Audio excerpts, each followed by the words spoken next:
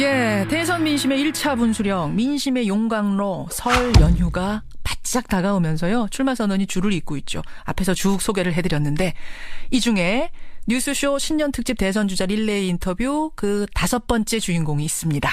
조금 전 목소리 들으신 그분 남경필 경기지사 직접 만나보죠. 남 지사님 안녕하세요. 네, 안녕하세요.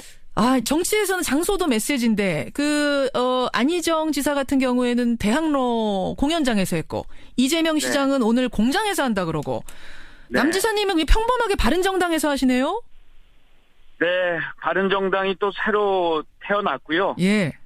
그 정당의 그 안착 또 저도 또 바른정당의 후보로서 바른정당이 잘 안 알려져 있고 해서 바른정당 당사를 선택을 했습니다. 아마 정당 당사에서 바른정당 당사에서 하는 거의 첫 행사가 아닐까 싶습니다. 그런 의미로 바르게 잘하겠다라는 의미로 바른정당. 네. 보니까 모병제부터 시작을 해서 세종시 수도 이전 또 대학 입시 간소화 정책 여러 공약들을 발표하셨던데 1호 공약 남경필표 1호 공약 가장 핵심 정책은 뭘로 생각하고 계세요? 저는 일단 일자리 대통령이 되겠다는 생각을 갖고 있습니다. 일자리 만드는 게 제일 중요하고요.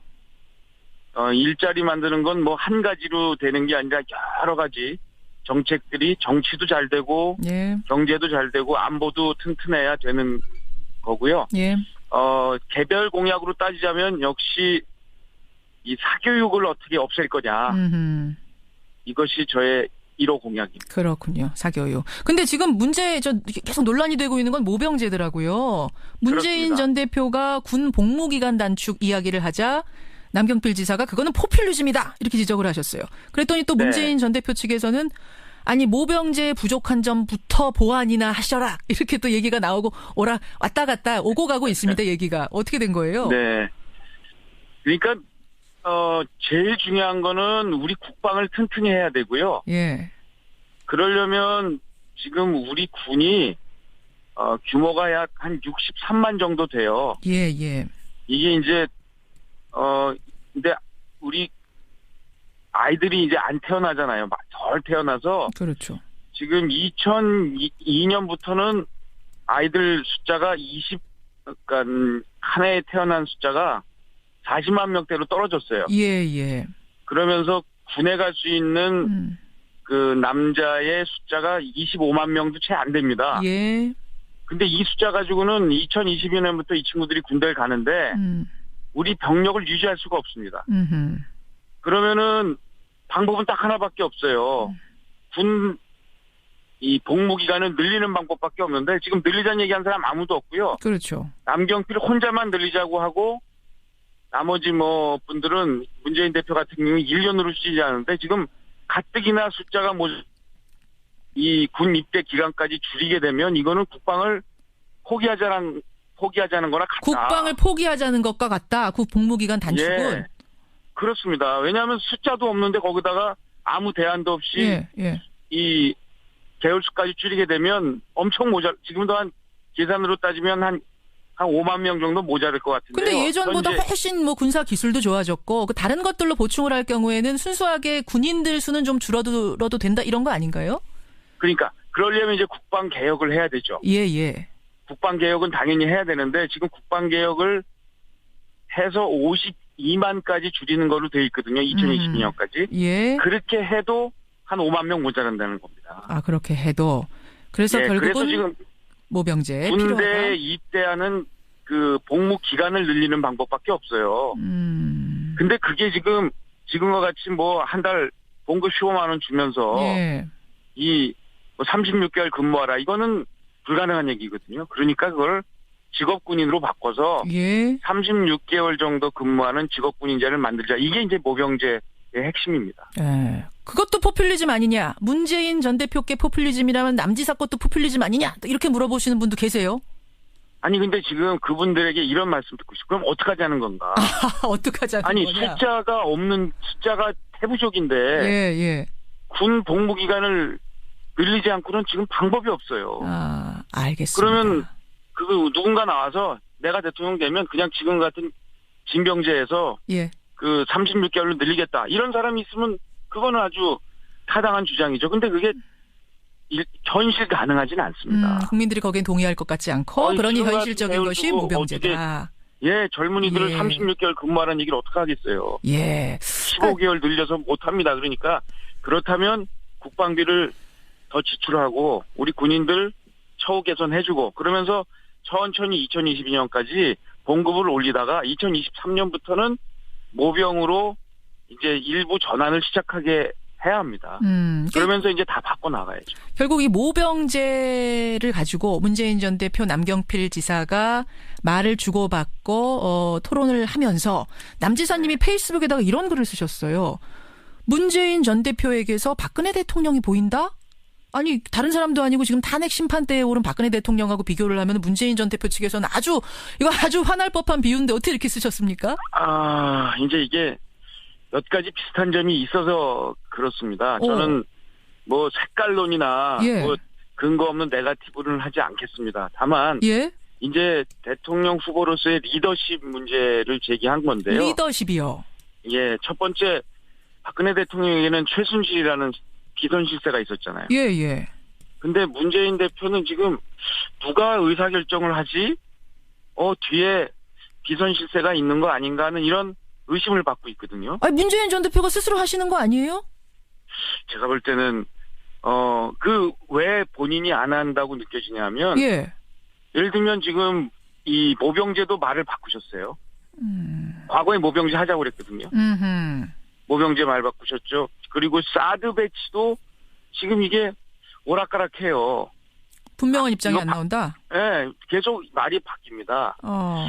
그러니까 이게 본인의 생각인지 아니면 다른 사람의 생각인지. 옛날에도 박근혜 대표 시절에 이렇게 결정했던 것들이 누구하고 얘기하고 온다면은 바뀌는 일들이 잦았거든요.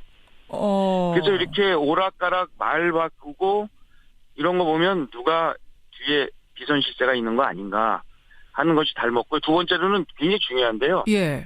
이게 정치는 남의 다름을 인정을 해야 되고요. 그러면서 대화하고 타협해 나가야 되는데 사실은 친박의 패권 정치처럼 친문의 패권 정치도 지금 상당한 문제를 야기하고 있잖아요. 당내 친문 패권주의를 볼 때 그런 생각이 든다. 친박계가 떠오른다. 반대하는 사람들한테 이렇게 막 그 문자 폭탄 보내고 그러는 걸 또 괜찮다. 정치는 그 정도는 감내해야 된다.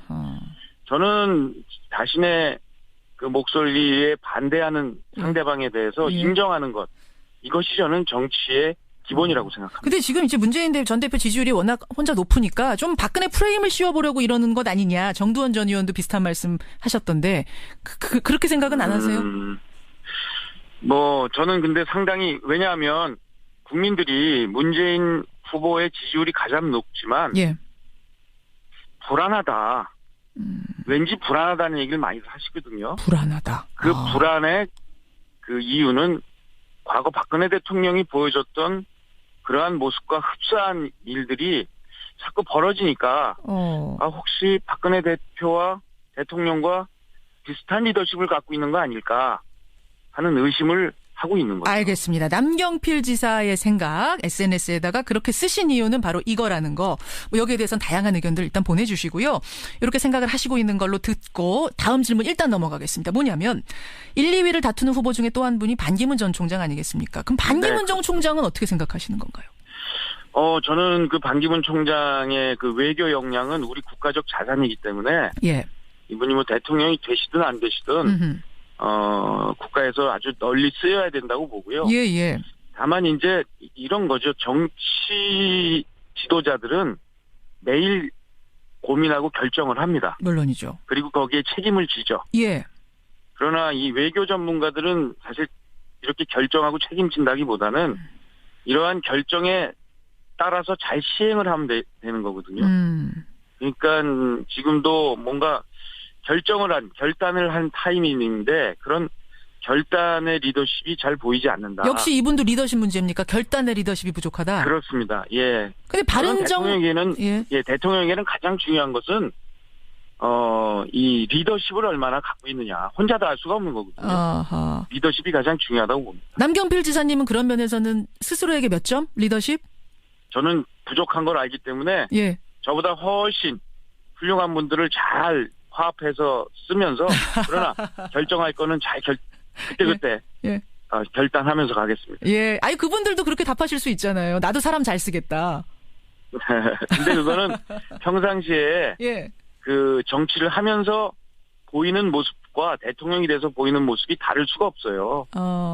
저는 경기도지사 하면서 연정하면서 예. 이 상대방과 화합했고 그리고 상대방의 분들까지 끌어안는 그리고 아주 좋은 분들을 많이 영입해서 알겠습니다. 저보다 예. 훌륭한 분들하고 같이 일을 하고 있습니다. 그나저나 반기문 전 총장이 바른정당으로 갈 거란 관측이 나오던데 그러면은 남경필 지사하고 경선하게 되시는 거거든요, 같이? 그렇습니다. 예. 이분 어떻게 지금 무슨 뭐 와서 경선 안 하는 방식도 생각하고 지금 협상하고 있는 거 아니냐 이런 얘기들도 돌던데. 그건 전혀 아닐 겁니다. 전혀 아닙니까? 그거는 경선을 당연히 해야 되고요. 예. 뭐 반기문 총장 입장에서도 그걸 피해서 경선을 안 하고 만약에 후보가 된다는데 그게 국민들한테 받아들여지겠어요? 경선은 분명히 한다. 그럼 바른정당 가는 것도 분명합니까?